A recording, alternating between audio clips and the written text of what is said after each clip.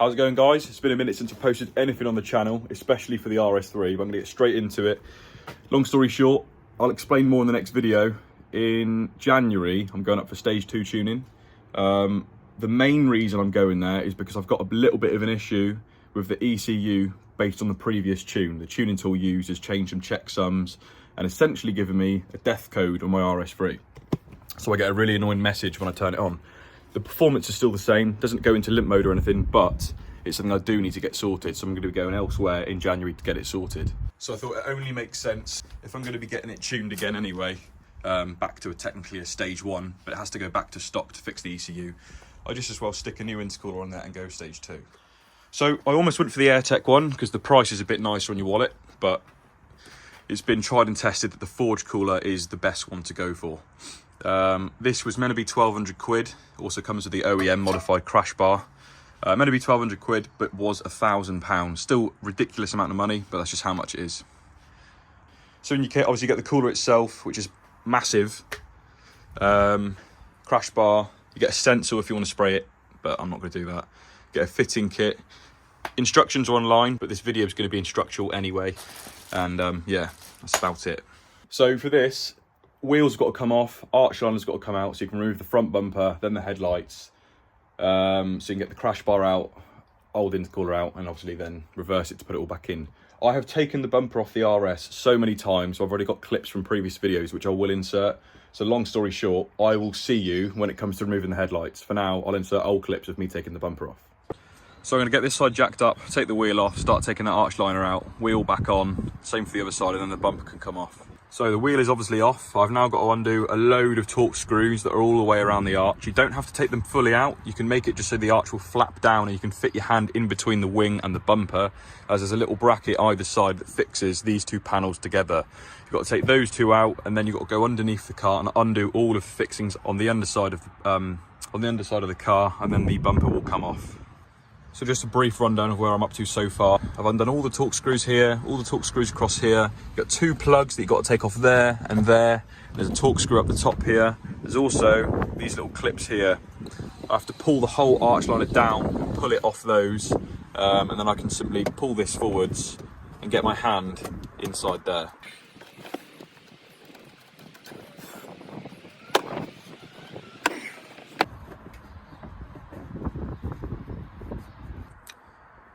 So behind this gap, you're going to see this bracket. There'll also be one on the other side, obviously, but the other way round. There are 2 torque screws that fix in there and there. Then this can come out. And then at the back, you probably won't be able to see it, but there's a 10mm bolt just in front of my finger over there. I've got to take that off, and then these 2 are separated. So just as a quick, better explanation on the plugs, it's literally a pop rivet. All you need is a flathead screwdriver, stick it behind the first disc, pry it off, and then pull the second one off, and the whole thing will come out. Okay, a few more old clips of better explanation for you. There's the 10mm bolt I was on about, and underneath that, that's the bracket that joins together the wing and the bumper. As you saw, the first torque screw there, and as you can see on the screen now at the middle, the second torque screw. And as you can see in this clip, once they've both been removed, it comes out really easily. And this on screen now is a 10mm bolt I mentioned earlier. So after doing this to both sides, you need to come underneath the car and need to remove the 7 torque screws that hold the bumper onto the first under tray. And once you have removed all 7, you need to open up your bonnet, and there'll be 3 Torx T30 screws at the top of your bumper that you need to remove. So as you can see, this is all loose underneath. So now I'll just take off 1, 2, 3 fixings and the whole bumper will come out.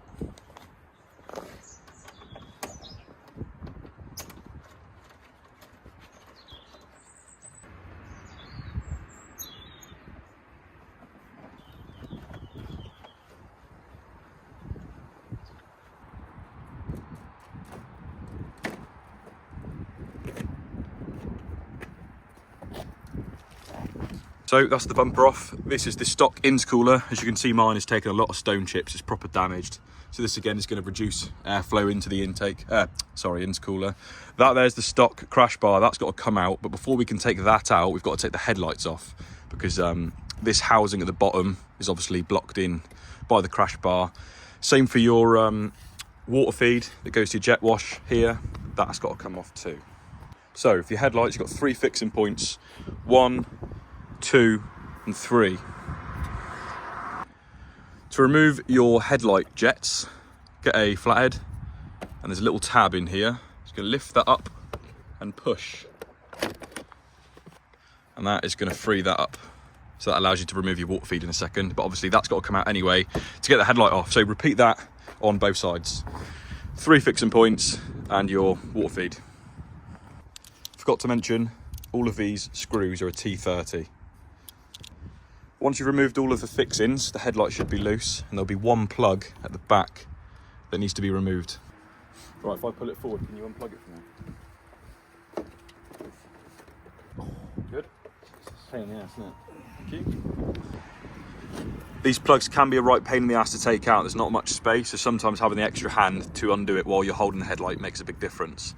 So that's both headlights gone. Next thing to do is remove the water feed by literally unclipping them from this. I'm then going to be removing 2 bolts from this side, 2 bolts from this side, which hold in the crash bar. Old crash bar is going to come out, new crash bar is going to go in, and I'm going to put this water pipe back in again. So these hose clamps get reused. You can remove them off the original crash bar and insert them in the same place on the new crash bar. They literally just pull up.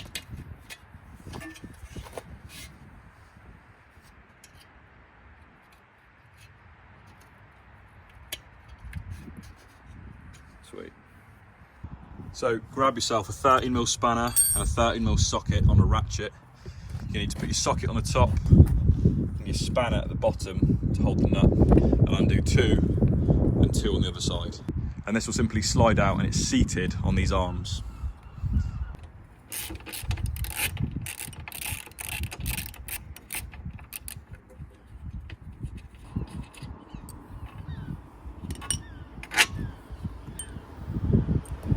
So off camera, I've removed the crash bar bolts. Something I forgot to mention, you've got this hinge bolt type thing where there's 2, there's one this side, one that side, a Torx T30 screw that needs to be removed. So I'll do that now, and then this should come out, and as well as the intercooler once the Jubilee clips have been removed.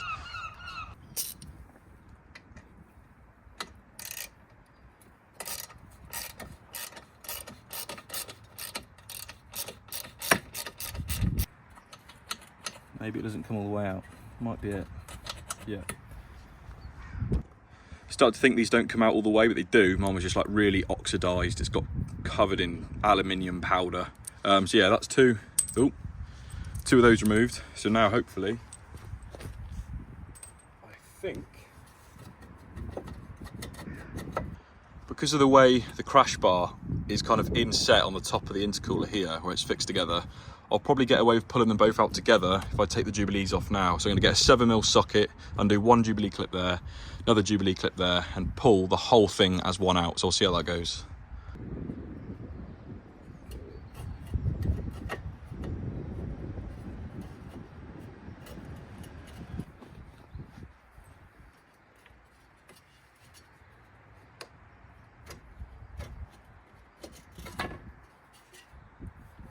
All right.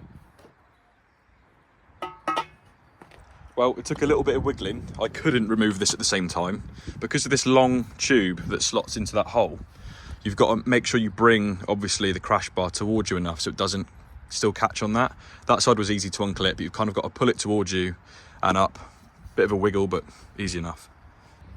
So, next thing to do, get your new crash bar, your clips installed, line it up.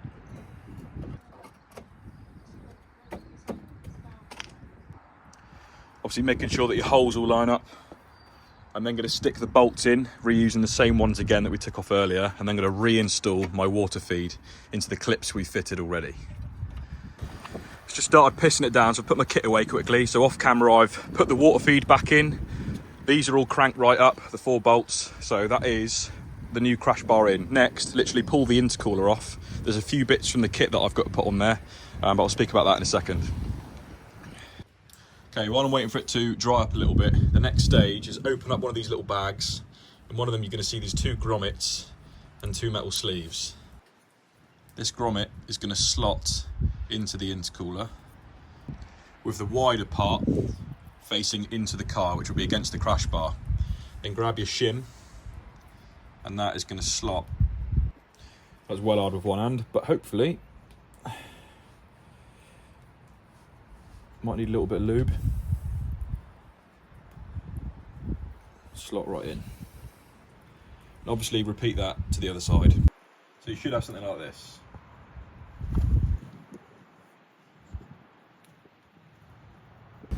So the stock intercooler is sat on these little brackets here. I need to lift it up and pull towards me. I've already loosened these off, so hopefully it comes off pretty easily.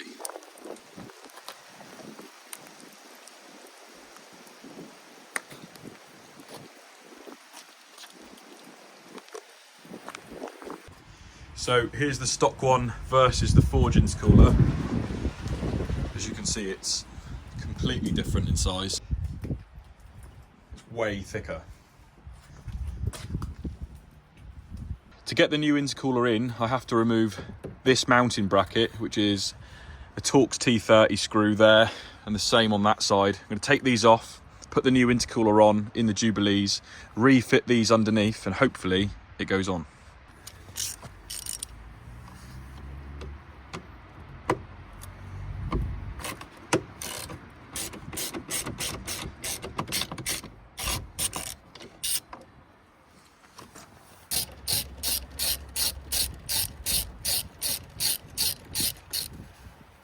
Cool.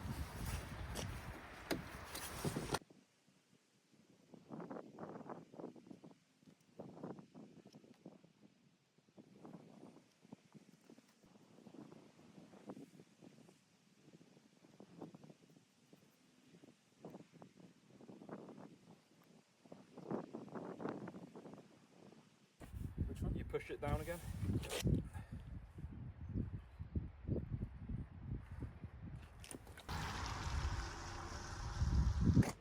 On the under tray.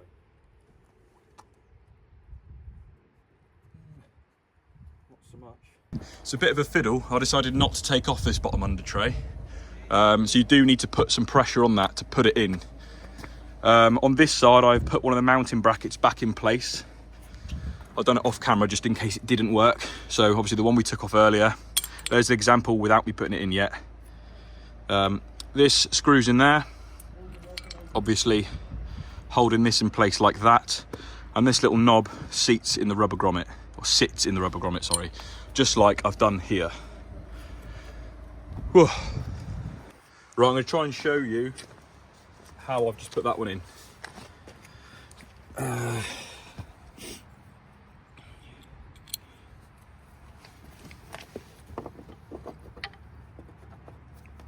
wants to sit on the little knob. Line up your bolt with the hole.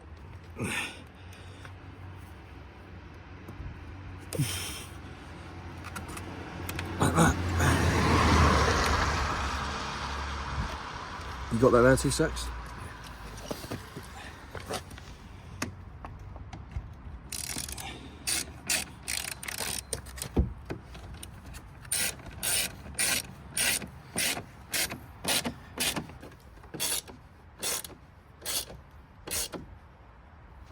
Okay.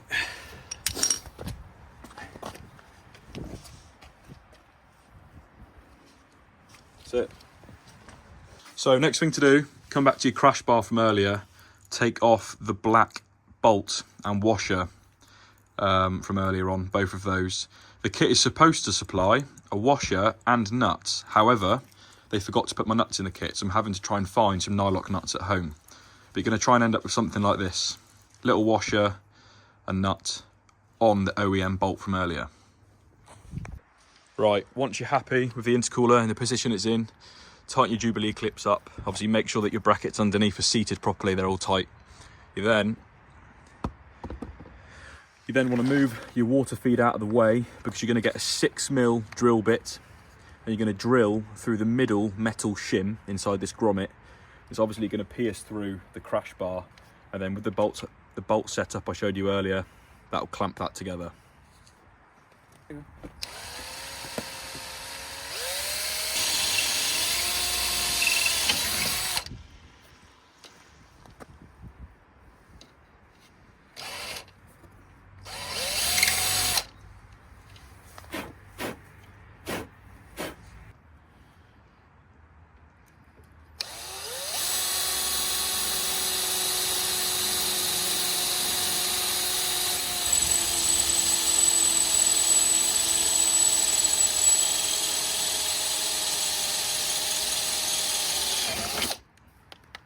Right, now using the bolts I mentioned earlier, we're going to fix these through the drilled holes. You want the black T13 sticking out.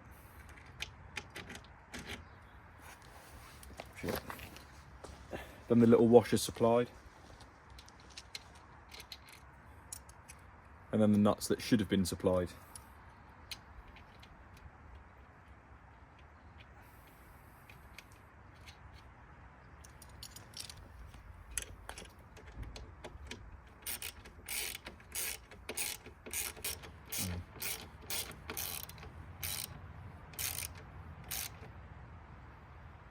And nylocks anyway, aren't they? It's all rubber grommet too, so it's perfect. Cool. So it's now the following day because it got way too dark to carry on filming yesterday. The intercooler's in, so now technically speaking, all I've got to do is do the reverse of what we've done already, stick the headlights back in, bumper on, and put all the arch liner screws back in. But look at the state of this thing, it's huge. Much tidier as well. Right. Okay, one thing I actually forgot to mention, because of the size of the intercooler, your bumper isn't going to go back on without removing these internal trims. So they should just simply unclip. It's literally just foam.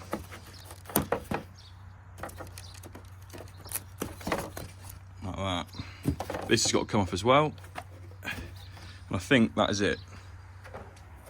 I will do all the rest off camera. There's no point me filming me sticking it all back on. So I'll see you when the bumper's back on. So I noticed the bumper wouldn't go on too easily and discovered this small piece of foam has to come off too. It's on the bottom splash tray. It's also in the instructions, but it's not very clear which piece they mean. So that is it, 100% complete, bumper's all in. Just to show you how good the fitment is on this thing, it's probably like 6-7 mil away from the actual honeycomb grille. The intercooler starts here and finishes kind of level with my nail.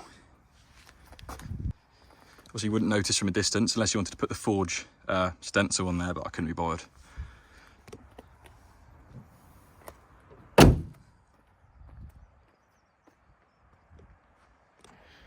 So I am going to wrap the video up there, guys. I hope that was somewhat useful to you, because the instructions were pretty shocking, to be honest. I mean, that you can understand them, but the pictures are just shit.